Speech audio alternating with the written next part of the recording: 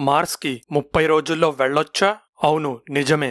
ఇది science fiction కాదు. ఒక కొత్త ప్లాజ్మా ఇంజన్తో ఈ అద్భుతం జరగబోతుంది. కానీ 2030 వరకు ఆగండి. అప్పటికి కూడా ఈ ట్రిప్ ఎలాన్ మస్క్ లేదా బిల్ గేట్స్ లాంటి వాళ్లు మాత్రమే చేయగలరు. అంటే ఒక్కో టికెట్ కొన్ని బిలియన్ల డాలర్స్ ఉంటుంది. ఈ ఇంజన్ మీద ఇప్పటికే హర్షం వ్యక్తం చేశారు. ఎందుకంటే ఇప్పుడు స్పేస్ లో ట్రావెల్ చేసేటప్పుడు పట్టే సమయం చాలా వరకు తగ్గిపోతుంది. ప్రస్తుత టెక్నాలజీతో మార్స్ ట్రావెల్ ఒక కళ అనే చెప్పుకోవాలి. ఎవరూ కూడా ఇప్పటి వరకు అక్కడ అడుగు పెట్టలేదు. మనం చంద్రుడి మీదకి వెళ్ళాం. దానికి కొన్ని రోజులే కదా పట్టింది అని మీరు అనుకోవచ్చు. ఇన్ఫాక్ట్ అపోలో 8 మిషన్ ద్వారా కేవలం 6 రోజుల్లో ఆస్ట్రోనాట్స్ చంద్రుడి దగ్గరికి వెళ్లి వచ్చారు. కానీ మార్స్ కథ వేరు. మార్స్ మరియు భూమి మధ్య దూరం తగ్గినప్పుడు ట్రావెల్ చేస్తే ఆల్మోస్ట్ 9 నెలలు పడుతుంది. ఈ లోపల దూరం పెరిగిపోతుంది. మళ్లీ దూరం తగ్గేంత వరకు మార్స్ మీద ఆర్ దాని ఆర్బిట్లో ఉండాలి. మళ్లీ భూమికి రావడానికి 9 నెలలు పడుతుంది. ఇలా ఒక రౌండ్ ట్రిప్ కోసం ఆల్మోస్ట్ 3 సంవత్సరాలు అంతరిక్షంలోనే ఉండాలి. నాసా లాంచ్ చేసిన మార్స్ రికానిసెన్స్ ఆర్బిటర్నే ఎగ్జాంపుల్గా తీసుకోండి. ఆగస్టు 2005లో లాంచ్ చేస్తే 2006 మార్చ్కి మాత్రమే మార్స్ని చేరుకుంది. ఇంత సమయం అంతరిక్షంలో గడిపితే మానవ శరీరం మీద తీవ్రమైన నెగటివ్ ఎఫెక్ట్స్ పడతాయి. భూమి నుండి మార్స్కి వెళ్లే క్రమంలో 3 గ్రావిటీ ఫీల్డ్స్ ని ఎదుర్కోవాలి. మార్స్కి వెళ్లేటప్పుడు మైక్రోగ్రావిటీలో తేలుతూ ఉంటారు. ఒకసారి మార్స్ మీద ల్యాండ్ అయ్యాక భూమిలో 1/3 గ్రావిటీలో మాత్రమే పనిచేస్తారు.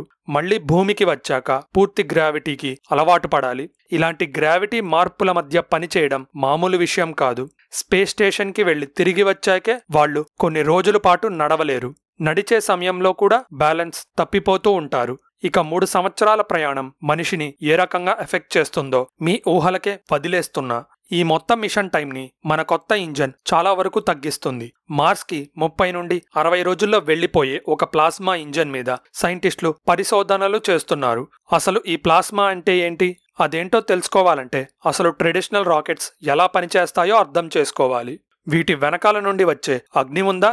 అది అమోఘమైన ఫోర్స్ ని ప్రొడ్యూస్ చేయడం వల్ల రాకెట్ పైకి వెళ్తుంది. ఆ ఫోర్స్ ని ప్రొడ్యూస్ చేసే అగ్ని రావాలంటే క్రయోజెనిక్ ఇంజన్స్ ని వాడాలి. జనరల్ గా హైడ్రోజన్ వాయువు రూపంలో ఉంటుంది. కానీ క్రయోజెనిక్ ఇంజన్స్ లో -253 డిగ్రీ సెంటీగ్రేడ్ దగ్గర కూల్ చేసి లిక్విడ్ రూపంలోకి మార్చి ఆక్సిజన్ తో కలిసిన తర్వాత మాత్రమే రాకెట్ పైకి వెళ్లడానికి కావలసిన థ్రస్ట్ ని ఉత్పత్తి చేయడం జరుగుతుంది. సో ఒక వస్తువు, అది రాకెట్ అయినా బాల్ అయినా రాయి అయినా, తగినంత ఫోర్స్ ఉంటేనే అంతరిక్షంలోకి వెళ్లిపోతుంది అని మీకు అర్థమైంది అనుకుంటున్నా. అయితే ఫోర్స్ ని పుట్టించడానికి చాలా మార్గాలు ఉన్నాయి. మన ప్లాస్మా రాకెట్ కూడా ఒక ట్రెడిషనల్ రాకెట్ లానే టేక్ ఆఫ్ అవుతుంది. కానీ అంతరిక్షంలోకి వెళ్ళాక ప్లాస్మా ఇంజన్ ని వాడతాం. ఇందులో 2 ఎలక్ట్రోడ్స్ ఉంటాయి.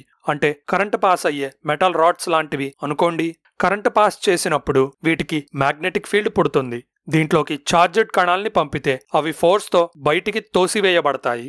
సేమ్ రాకెట్ వెనకాల అగ్నిలా. ఈ ఫోర్స్ తో మన స్పేస్ షిప్ ముందుకు కదులుతుంది. ఈ ఫోర్స్ ని థ్రస్ట్ అంటాం. ఇలా ఆల్మోస్ట్ 6 న్యూటన్స్ ఆఫ్ థ్రస్ట్ ని ఉత్పత్తి చేయొచ్చు. 1 న్యూటన్ థ్రస్ట్ తో ఒక యాపిల్ ని కింద పడిపోకుండా పట్టుకోగలం.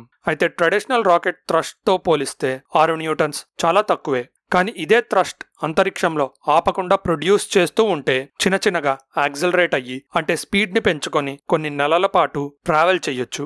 ట్రెడిషనల్ రాకెట్స్ ఎగ్జాస్ట్ వెలాసిటీ సాధారణంగా సెకండ్కి 4.5 కిలోమీటర్స్ ఉంటే కొత్త అయాన్ ప్రొపల్షన్ కి ఏకంగా సెకండ్కి 62 కిలోమీటర్స్ ఉంటుంది. ఈ స్పీడ్తో ఆల్మోస్ట్ 40 రోజుల్లో మనం మార్స్కి వెళ్లిపోవచ్చు. అందుకే ఈ కొత్త ఇంజన్ స్పేస్ ట్రావెల్నే మార్చేస్తుంది. ఎవరికి తెలుసు, మార్స్కే కాదు ఇంకా దూరాలకు కూడా వెళ్లొచ్చు. కానీ ఇది మనుషులు ప్రయాణించే స్టేజ్కి డెవలప్ చేయడానికి ఇంకా టైం పడుతుంది. కానీ ప్రోటోటైప్ స్టేజ్కి వచ్చేసింది. అంటే మ్యాథమెటికల్ రీసెర్చ్ లాంటివి పూర్తి చేసుకుని ఒక ల్యాబ్లో చిన్న మోడల్ రూపంలో టెస్టింగ్కి వచ్చింది. ఈ ల్యాబ్లో స్పేస్లోని చర్యల్ని సిమ్యులేట్ చేయడానికి 46 అడుగుల పొడవు, 13 అడుగుల వెడల్పు ఉన్న వాక్యూమ్ ఛాంబర్ని నిర్మించారు. అంతరిక్షంలో ఈ అయాన్ ప్రొపల్షన్ ఇంజన్ ఎలా పనిచేస్తుందో తెలుసుకోవడానికి ఈ ఛాంబర్ ఒక చక్కటి ఎక్స్పెరిమెంట్లా పనిచేస్తుంది. మన భూమి మ్యాగ్నెటిక్ ఫీల్డ్ మరియు వాతావరణం వల్ల మనం సేఫ్గా ఉన్నాం. కానీ అంతరిక్షంలో అనేక రకాల హానికర రేడియేషన్స్ ఉంటాయి. వాటిలో గామా రేడియేషన్ అత్యంత ప్రమాదకరమైంది. దీని వేవ్లెంత్ తక్కువ, శక్తి ఎక్కువ. సో ఈజీగా మన శరీరంలోని డిఎన్ఏని కూడా దెబ్బతీస్తుంది. So gamma radiation effect ion thrusters మీద ఎలా ఉంటుందో రీసెర్చ్ చేస్తున్నాం. మార్స్ వాతావరణం చాలా పలచగా ఉంటుంది. అలానే అంతరిక్ష నౌక యొక్క మందపాటి షీల్డింగ్ ని కూడా దాటేసి ఈ గామా రేడియేషన్ లోపల ఉన్న ఆస్ట్రోనాట్స్ ని ఎఫెక్ట్ చేస్తుంది. డిఎన్ఏని దెబ్బతీయడం అంటే మనిషిని అతి సూక్ష్మంగా ఎఫెక్ట్ చేసినట్టే. 1 గంట సరైన షీల్డింగ్ లేకుండా ఉన్నా చాలు ఆస్ట్రోనాట్స్ ప్రాణాపాయం ఎదుర్కొంటారు. కానీ ఇక్కడ మనుషులు మాత్రమే కాదు, స్పేస్ షిప్స్ కూడా మనం అనుకోని విధంగా ఎఫెక్ట్ అవుతాయి. సోలార్ పార్టికల్స్ మరియు కాస్మిక్ రేస్ సేమ్ గామా కణాలలానే స్పేస్ క్రాఫ్ట్ లోపలికి చొరబడతాయి. సెన్సిటివ్ ఎలక్ట్రానిక్స్ ని కూడా ఎఫెక్ట్ చేయడం వల్ల గ్లిచెస్, మాల్ఫంక్షన్స్ లేదా పూర్తిగా ఫెయిల్యూర్ కి దారితీస్తాయి. మెయిన్ గా అంతరిక్షంలోని కణాలకి ఛార్జ్ ఉంటుంది. అవి స్పేస్ ఎలక్ట్రానిక్స్ లో అతి తక్కువ వోల్టేజెస్ లో కరెంట్ పాస్ అయ్యే చోట పడితే షార్ట్ సర్క్యూట్ అయ్యి ఎలక్ట్రానిక్స్ దెబ్బతింటాయి. ఇలా అనేక శాటిలైట్స్ ఫెయిల్ అవ్వడాన్ని గుర్తించాం.